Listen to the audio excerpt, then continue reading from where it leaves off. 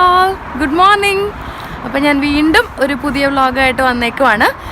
അപ്പോൾ ഇപ്പോൾ ഞാൻ നിൽക്കുന്ന സ്റ്റേഷൻ്റെ പേരാണ് എക്സിബിഷൻ സെൻറ്റർന്ന്. ഇവിടെ നിന്ന് ഞങ്ങൾ പോകാൻ പോകുന്ന സ്ഥലമാണ് Kelvingrove art gallery and museum. അപ്പോൾ അതാണ് ഇന്നത്തെ സ്ഥലം.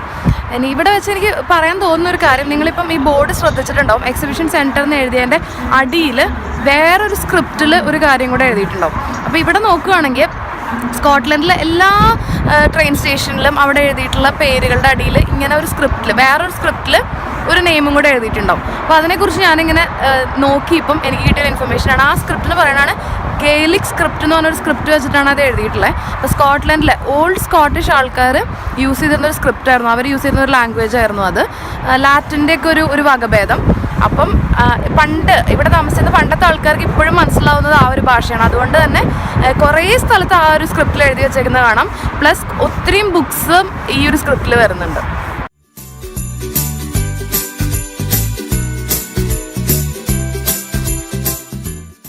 തണുത്തട്ടെ, ഭയങ്കര തണുപ്പ്. ഇന്ന് സ്നോവും റെയിനൊക്കെ എക്സ്പെക്ട് ചെയ്തിട്ടുള്ള ഡേയാണ്. എന്നിട്ടാണ് ഞങ്ങൾ ഇറങ്ങി തിരിച്ചേക്കുന്നത്. അപ്പം ഇവിടെ എത്തി. ഞങ്ങൾ കെൽവിൻ ഗ്രോവിൻ്റെ തൊട്ടപ്പുറത്താണ് നിൽക്കുന്നത്. അപ്പോൾ ഇവിടെ എത്തിയപ്പോഴാണ് പറയാൻ വിട്ടു പോകാൻ പാടില്ലാത്തൊരു കാര്യം കണ്ടത്. അതായത് 2014 കോമൺവെൽത്ത് ഗെയിംസിൻ്റെ ലൊക്കേഷനായിരുന്നു ഗ്ലാസ്ഗോ. അപ്പോൾ അതിലത്തെ വൺ ഓഫ് ദി വെന്യൂ ആണ് നിങ്ങളിപ്പോൾ ഈ ബാക്കിൽ കാണുന്നത്. ഇപ്പോഴും നിങ്ങൾക്ക് കാണാൻ പറ്റും ഈ ഗ്ലാസ്ഗോ 2014 എന്നുള്ള ബാനറുകൾ ഇപ്പോഴും ഇവിടെ ഉണ്ട്.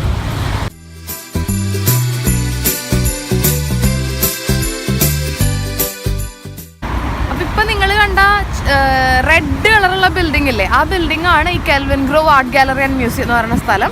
പിന്നെ നിങ്ങൾ എൻ്റെ ബാക്കിൽ നല്ല പ്രോമിനൻ്റ് ആയിട്ടൊരു ബിൽഡിംഗ് കാണും. അതാണ് യൂണിവേഴ്സിറ്റി ഓഫ് ഗ്ലാസ്ഗോയുടെ മെയിൻ ക്യാമ്പസിലത്തെ ബിൽഡിംഗ് ആണത്. ഭയങ്കര ബ്യൂട്ടിഫുൾ ആയിട്ടുള്ളൊരു നല്ല പ്രോമിനൻറ്റ് സ്ട്രക്ചർ. അത് മ്യൂസിയത്തിലേക്ക് കയറുന്നതിന് മുമ്പേ അത് കഴിഞ്ഞ് അവിടെ നിന്ന് ഫുഡ് കഴിക്കണം എന്നുള്ള കാര്യത്തിൽ തീരുമാനമായി. ഒരു മദർ ഇന്ത്യ റെസ്റ്റോറൻറ്റ് കണ്ടുപിടിച്ചു.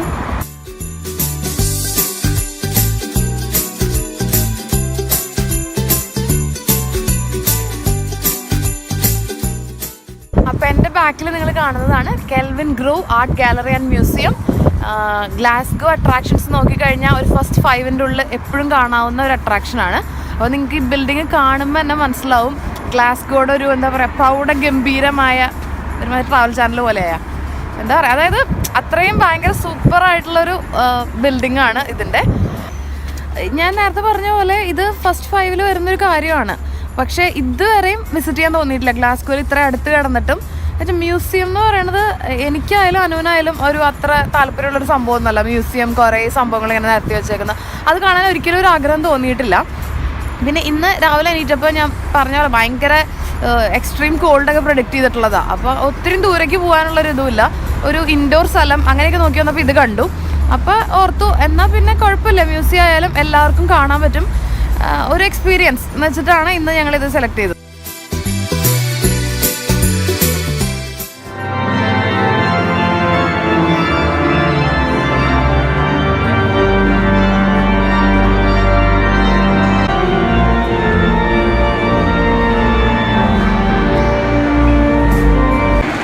ഞാനിപ്പോൾ നിൽക്കുന്നതാണ് കെൽവിൻ ഗ്രോവ് മ്യൂസിയത്തിൻ്റെ ഉള്ളിലത്തെ കൺസേർട്ട് ഹാള്. ഭയങ്കര റോയൽ ആയിട്ടുള്ളൊരു ഹാള്, ഭയങ്കര വലിയ ഷാൻഡ്ലിയേഴ്സ് ഒക്കെ ഇട്ടിട്ട് അവിടെ ഇൻസ്റ്റാൾ ചെയ്തിട്ടുള്ളതാണ് അയാൾ പ്ലേ ചെയ്തുകൊണ്ടിരിക്കുന്ന ഇൻസ്ട്രുമെൻറ്റ്, പൈപ്പ് ഓർഗൻ എന്ന് പറഞ്ഞിട്ടുള്ളത്.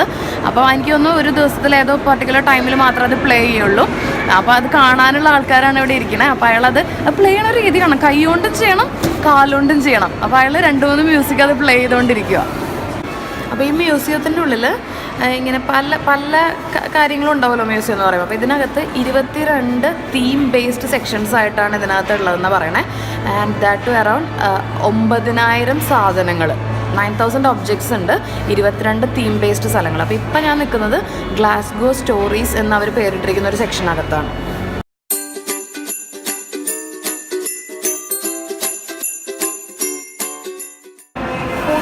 പീസായിട്ടുള്ള ജഗ്ഗുകളാണ് ഒട്ടിച്ച് വെച്ചേക്കുന്നത്. അപ്പോൾ അവർ പറയണ 1300-കളിൽ യൂസ് ചെയ്തിരുന്ന സെറാമിക് ജഗ്ഗുകളാണ്.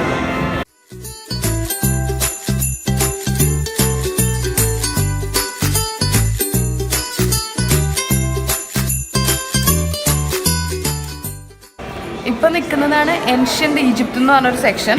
അപ്പോൾ അവിടെ മമ്മീസ്, അതിൻ്റെ ഇന്നർ കോഫൻ, ഔട്ടർ കോഫൻ, പിന്നെ ഈജിപ്തിൽ കാണുന്ന പോലത്തെ സ്ട്രക്ചേഴ്സ് അങ്ങനെയൊക്കെയാണ് ഈ ഒരു ഏരിയയിൽ. കണ്ട ഒരുമാതിരി മമ്മി റിട്ടേൺസ് ഒക്കെ പോലെ ഉണ്ട് കേട്ടോ.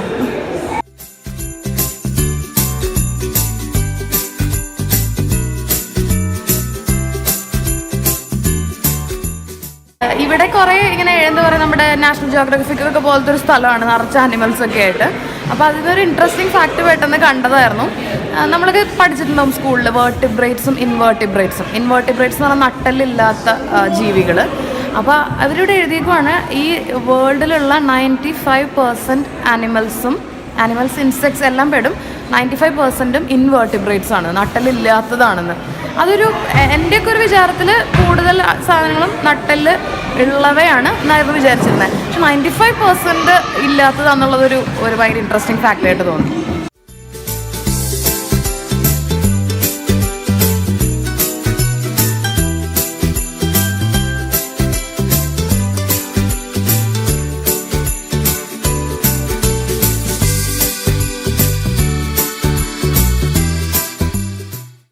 ആദ്യം അനു സ്കോട്ട്ലൻഡിൽ വന്ന സമയത്ത്, ഗ്ലാസ്ഗോയിൽ താമസിച്ചിരുന്ന സമയത്ത് അനു ഇവിടെ വന്നിട്ടുണ്ട്, വിസിറ്റ് ചെയ്തിട്ടുണ്ട്. അപ്പോൾ ഞാൻ ഇന്നിങ്ങനെ കെൽവിൻ ഗ്രോവിനെ കുറിച്ച് പറഞ്ഞപ്പോൾ അനു പറയാം, എനിക്കറിയാം, ഞാൻ പോയിട്ടുണ്ട്, കുറേ തലകൾ തൂങ്ങി കിടക്കുന്ന സ്ഥലമല്ലേ എന്ന് പറഞ്ഞു. അപ്പോഴാണ് ഞാൻ ആ ഒരു പോയിന്റ് കാച്ച് ചെയ്യുന്നത്, കുറേ തലകൾ തൂങ്ങി കിടക്കുന്ന ഒരു സ്ഥലമുണ്ട് ഇവിടെ. അപ്പോൾ അതാണ് ഇപ്പോൾ കണ്ടുപിടിച്ചത്.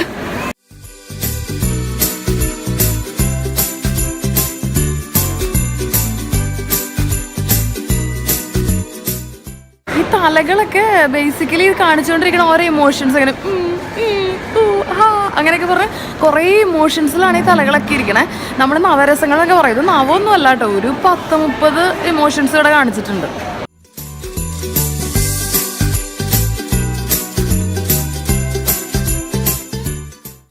അപ്പം ഈ തലകൾ തൂക്കിയിട്ടേക്കുന്ന സ്ഥലത്ത് തന്നെ ഒരു സെക്ഷൻ ഫുള്ള് മാസ്കുകൾ, ഈ വേൾഡിൽ ത്രൂ ഔട്ട് പല സ്ഥലങ്ങളിലായിട്ട് മാസ്കുകൾ യൂസ് ചെയ്തിട്ടുള്ള കലാരൂപങ്ങൾ, അതിനെക്കുറിച്ചാണ് ഇവിടെയൊക്കെ. അപ്പോൾ അതിൽ ഇന്ത്യക്ക് ഒരു സെക്ഷൻ അവർ കൊടുത്തിട്ടുണ്ട്.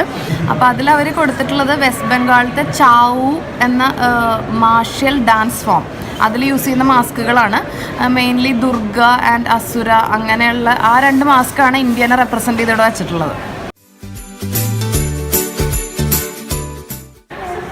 പെയിൻറ്റിങ്ങിനെ കുറിച്ച് പറയുകയാണെങ്കിൽ അതിന് വളരെ അഗാധമായ അർത്ഥതലങ്ങളുണ്ട്. അതിൻ്റെ ആ ഒരു ചുമപ്പും പച്ചയും മഞ്ഞയും ഒക്കെ കൂടിയിട്ടുള്ളത് ഒരുപാട് കാര്യങ്ങളെ പ്രതിനിധാനം ചെയ്യുന്നുണ്ട്. അപ്പോൾ ഇതൊരു ആർട്ട് ഗാലറിയും കൂടി ആണല്ലോ, അപ്പോൾ ആർട്സ് ഇല്ലാണ്ട് പറ്റില്ല. അപ്പം ഇനി ചാറ പെയിൻറ്റിങ്സ് ആണ്.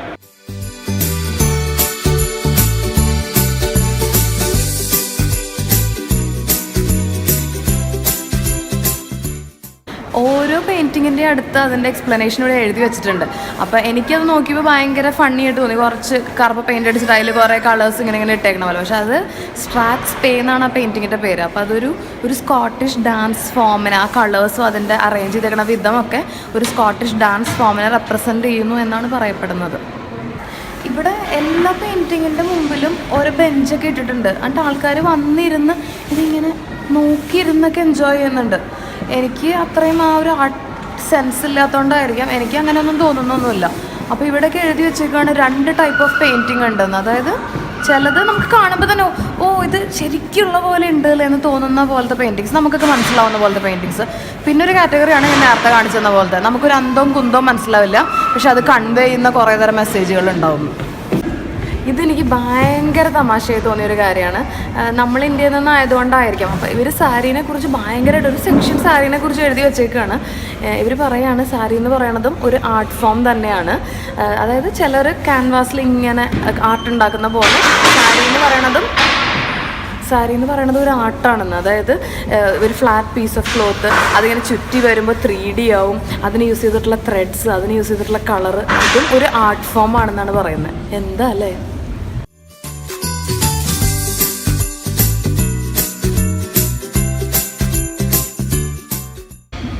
ഈ മ്യൂസിയത്തിനെ കുറിച്ചുള്ള ഹിസ്റ്ററി ഞാൻ പറഞ്ഞില്ല.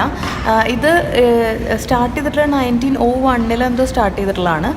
പക്ഷെ അത് കഴിഞ്ഞ് ഒരു 2003 സമയത്ത് ഇത് അടച്ചിട്ടു. എന്നിട്ട് കംപ്ലീറ്റ്ലി റെനോവേറ്റ് ചെയ്ത് എല്ലാം കഴിഞ്ഞ് 3 കൊല്ലത്തേക്ക് ഇത് അടച്ചിട്ടിട്ട് 2006 ഇപ്പോഴത്തെ ക്വീനായ എലിസബത്ത് II ആണ് പിന്നെ അത് ഓപ്പൺ ചെയ്തത്. അതിനുശേഷം ഭയങ്കരമായിട്ട് ടൂറിസ്റ്റ് ഒത്തിരി വന്നു.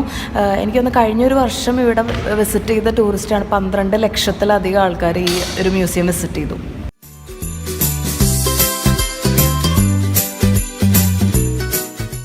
ഭയങ്കര വലിയ സ്ഥലമാണ്, കുറേ sections, French art, fragile art, അങ്ങനെയൊക്കെ പണ്ട് കുറേ തരത്തിലുള്ള ആർട്സ് ഉണ്ട് ഇവിടെ.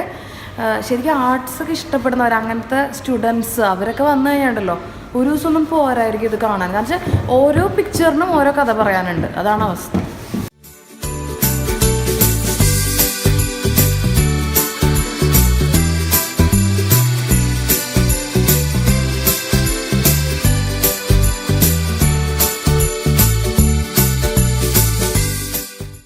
ഇപ്പം നിങ്ങൾ കണ്ടിട്ടുണ്ടാവുക painting Christ of the saint John of the cross എന്ന് പറഞ്ഞ പെയിൻറ്റിങ്. അപ്പോൾ സാൽവഡോ ഡേലി എന്ന് പറഞ്ഞ ഒരാളാണ് അത് വരച്ചിട്ടുള്ളത്. അത് ഭയങ്കര ഒത്തിരി ക്രിറ്റിസിസംസും അപ്രീസിയേഷൻസും ഒക്കെ ഉള്ള ഒരു ഭയങ്കര ഫേമസ് പെയിൻറ്റിംഗ് ആണത്.